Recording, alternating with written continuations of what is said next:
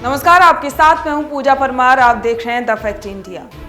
कुछ समय पहले सचिन पायलट की तारीफ करने वाले केंद्रीय जल शक्ति मंत्री गजेंद्र सिंह शेखावत अब निशाना साध रहे हैं। पायलट के विधानसभा क्षेत्र की तारीफ करने वाले अब कमियां गिना रहे हैं। आपको बता दें कि केंद्रीय जल शक्ति मंत्री गजेंद्र सिंह शेखावत ने कहा है कि टोंक में चल रहे अवैध बूचड़खाने के लिए किसी तरह की व्यवस्था नहीं है।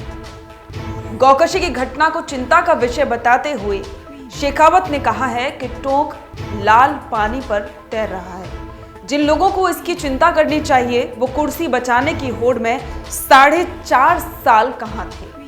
सचिन पायलट पर हमला बोलते हुए शेखावत ने कहा कि अजमेर से पदयात्रा, आरपीएससी, कर्ज माफी, पेपर लीक जांच, भ्रष्टाचार की जांच की मांग करने के मुद्दे पर बोलने वाले पायलट ने वो प्रश्न अनुत्तरित छोड़कर मौन क्यों धारण किया, पहले उसका जवाब देना चाहिए। और इसी के साथ ईआरसीपी के मुद्दे पर अशोक गहलोत सरकार को घेरते हुए शेखावत ने कहा कि मुख्यमंत्री की हकीकत सुनने और समाधान निकालने की इच्छा नहीं है। मंत्री गजेंद्र सिंह शेखावत ने गहलोत सरकार पर ईआरसीपी के मुद्दे पर राजनीति करने का आरोप भी लगाया। मुख्यमंत्री अशोक गहलोत के अपने स्तर पर प्रोजेक्ट बनाने को गजेंद्र सिंह शेखावत ने इल्लीगल करार दिया है। और इसी के साथ विधानसभा चुनाव से पहले बीजेपी की परिवर्तन यात्रा को लेकर शेखावत ने कहा है कि यात्रा परिवर्तन की यात्रा है। राजस्थान के 4 कोनों से यात्रा निकालने का संकल्प बीजेपी ने किया है। रूट और कार्यक्रम आगामी दिनों में तय होगा। प्रदेश की 200 विधानसभा सीटों पर जाकर ही जन भावना को हम संकलित करेंगे।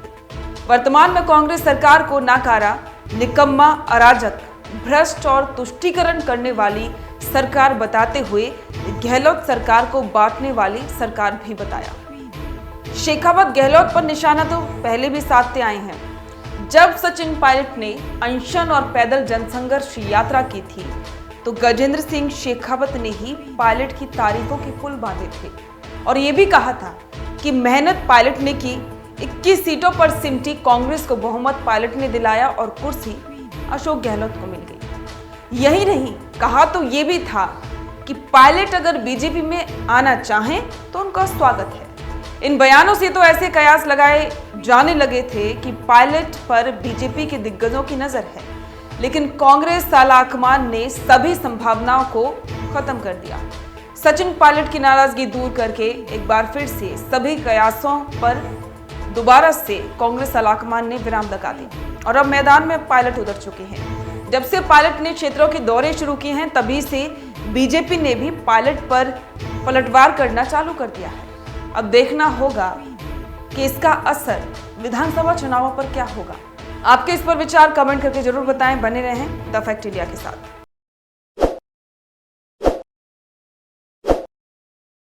ताज़ा खबरों के लिए विजिट करें द फैक्ट इंडिया की वेबसाइट और डाउनलोड करें द फैक्ट इंडिया ऐप।